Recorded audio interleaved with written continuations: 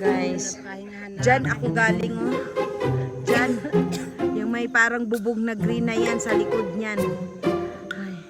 Tapos nilakad namin yan lahat. Talos dyan.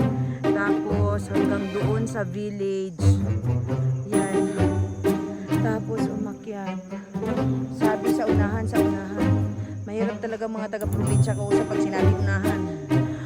Yung unahan nila ay 10 kilometro.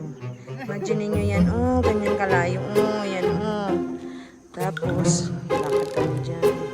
Sabi ko kay ate, saan po ba talaga ate? Yan daw yung bahay na yan.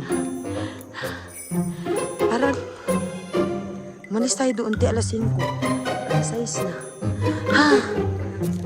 Isang oras pala. Doon tayo dadaan. Hindi. Yan na